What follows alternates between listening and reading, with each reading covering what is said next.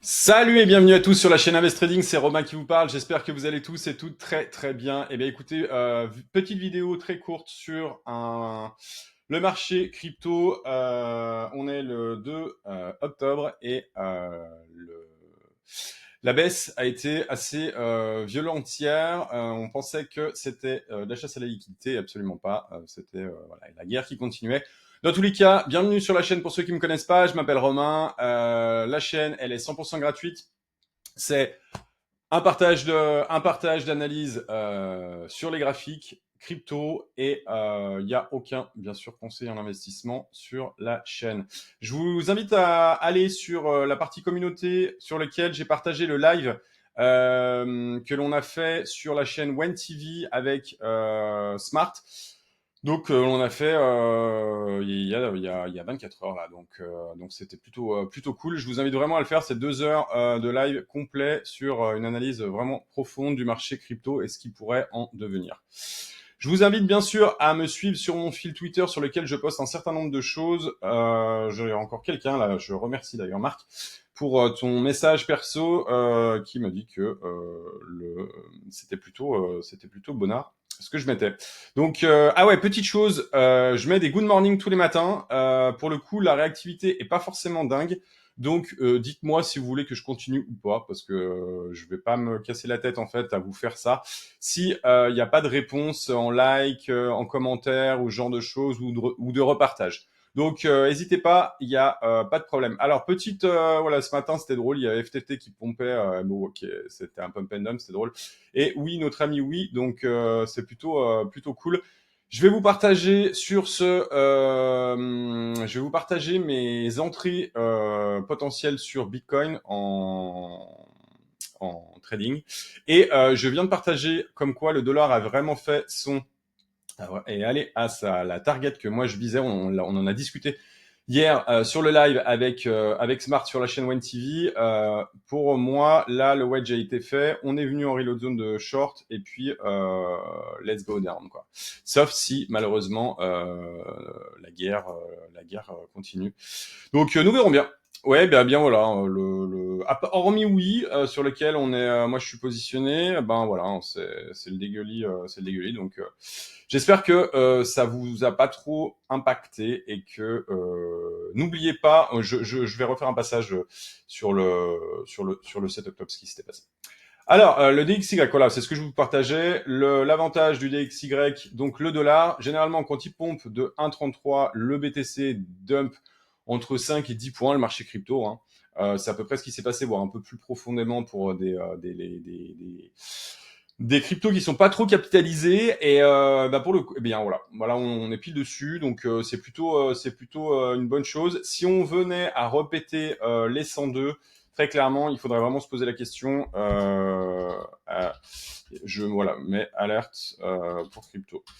Il faudrait vraiment se poser la question sur la solidité de ce marché et le bull run. Mais là, pour l'instant, il y a pas de problème vu qu'on a quand même fait 3 semaines de hausse. Hein, faut pas trop s'alarmer. Voilà, on est allé chercher la zone de liquidité. Donc là, vous pouvez aller voir sur CoinGlass, CoinGlass qui est un site 100% gratuit. Généralement, c'est ce que je partage également, hein, des sites sur lesquels vous pouvez aller. Sur le live, je vous en ai partagé 2. Sur le live que vous pouvez aller récupérer sur la chaîne en commentaire, en communautaire. Sur le live, j'en ai partagé 2 sites qui sont vraiment excellents. Donc, on est clairement venu chercher les pôles de liquidité. Moi, j'avais des ordres ici. Et ben, on est descendu un peu plus bas. Et puis, on va voir en fait si on ne fait pas un AB égale CD qui nous emmènerait à peu près dans la zone là. Donc, la zone là de 57, moi, que je vise avec le gros pôle de liquidité. La seule chose que je peux vous dire, c'est que en fait, il y a eu de la chasse à la liquidité, peut-être, mais c'est la news global macro et plutôt géopolitique qui a fait que le marché a baissé puisque tous les actifs hier ont baissé quoi. Voilà, tous les actifs ont baissé. On voit le SP500, le Nasdaq qui a pris -1. Donc voilà, la géopolitique gagne toujours sur le marché à risque puisque on est dans la crypto, on est dans le marché le plus à risque du monde Et on voit même que le marché action dump, donc le marché crypto ne tiendra jamais au vu de la capacité au niveau de son market cap. Donc voilà. BTC, bah voilà, BTC, moi j'ai joué le play par là, voilà, j'ai rechargé, j'ai joué le play par là, on est venu me chercher. Il y a la EMA 200, donc ça, le trait ici, c'est la moyenne mobile exponentielle des 200 derniers jours. Donc clairement, c'est plutôt un bon ratio et on vient généralement le travailler. Donc ben, il va falloir qu'il tienne. Hein. Il va falloir qu'il tienne. On va se mettre une petite alerte. Je vais me mettre une petite alerte. Hop. Sous EMA. Hop là. Sous EMA 200. Je la fais en direct. Hop. Daily. Clac. Voilà. Donc, il va falloir que ça tienne. Pour moi, il n'y a pas de débat. Si ça tient pas, on ira chercher plus bas. Alors, il y en a qui vont me dire, oui, mais c'est logique. Oui, c'est logique. Mais le fait est que on est sur des points qui sont, on revient sur un point assez important. Pour ceux qui me suivent régulièrement, vous pouvez le voir, on est sur la reload zone de longue qui a démarré au démarrage, à la prise de parole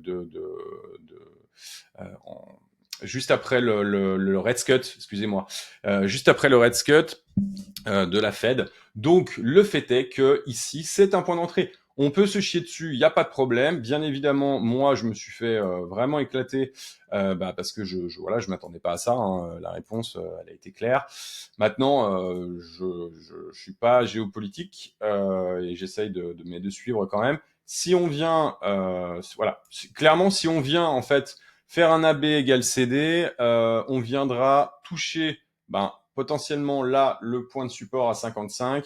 Mais on viendra surtout, c'est combler le gap CME, ce fameux gap CME que je vais vous montrer ici, qui pour moi, en fait, c'est pas pour moi, c'est tout le temps, ça a toujours été comblé, les gaps CME.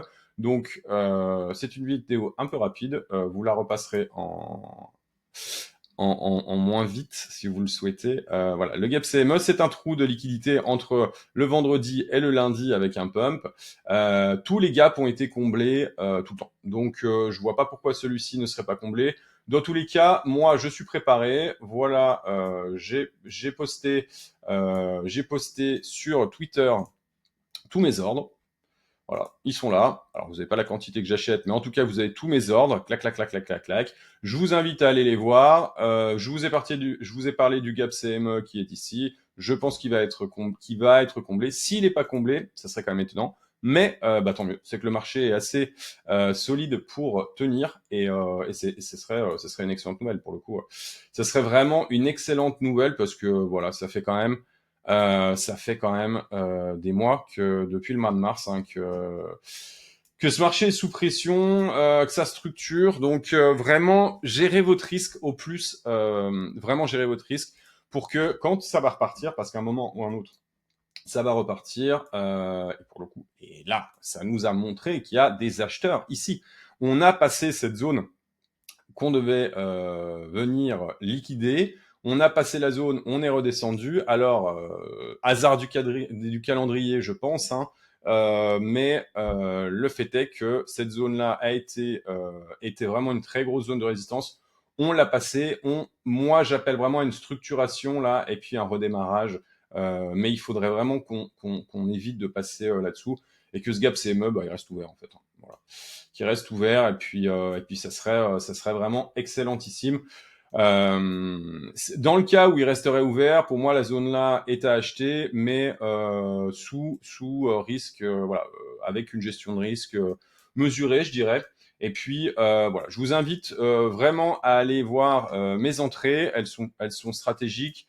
Je les ai travaillées, j'ai réfléchi et je vous invite, si vous n'avez pas d'idée ou à les racheter, eh bien, ça peut vous donner un exemple. En tout cas, il n'y a pas de conseil, hein, bien évidemment. Moi, je gère mon risque et vous gérez le vôtre. C'est vous qui appuyez sur le bouton. Dans tous les cas, ça a été une petite vidéo très courte. J'espère qu'elle vous a apporté un peu de lumière là-dedans. Le fait est qu'il y a quand même beaucoup de liquidité au-dessus. Hein, ça, On l'oublie pas, voilà, il y a de la liquidité, on peut aller chercher la lumière. Si on va chercher la lumière ici, bah, c'est tant mieux. Ça a fait beaucoup de mal, hein, cette baisse. Donc, est-ce que c'est le dernier dump? Je sais pas. Mais dans tous les cas, le voilà, il y a des possibilités pour qu'on descende là. Maintenant, la structure est là, le reload zone est ici, donc le rechargement de longue est là, la MA 200 est là en journalier, c'est quand même pas rien. Et bien écoutez, je pense que ça peut donner en tout cas du jus si la réponse est pas claire dans les 48 prochaines heures. Eh bien, je pense qu'on peut repartir sur de nouveau plus haut. Et puis, eh bien, si voilà, il y a vraiment deux scénarios avec un go to the north ou south. Le fait est que le gap CME, moi, je l'ai vraiment en tête depuis un petit moment. Mes ordres sont posés, donc nous verrons. On verra bien. Dans tous les cas, j'espère que vous allez tous extrêmement bien, qu'il n'y a pas eu trop d'impact sur la partie de vos portefeuilles, que vous avez pu gérer ça. Je vous invite, Ethereum, pareil, j'ai partagé ça il y a quelques temps sur un Ethereum potentiel à 8000 dollars sur l'année 2025, mais ça n'ira pas facilement et on l'a encore vu aujourd'hui et hier, quoi.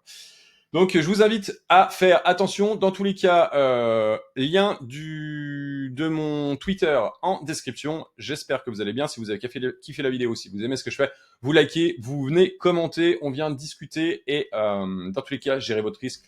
Faites gaffe à vos culs. Ciao, bye.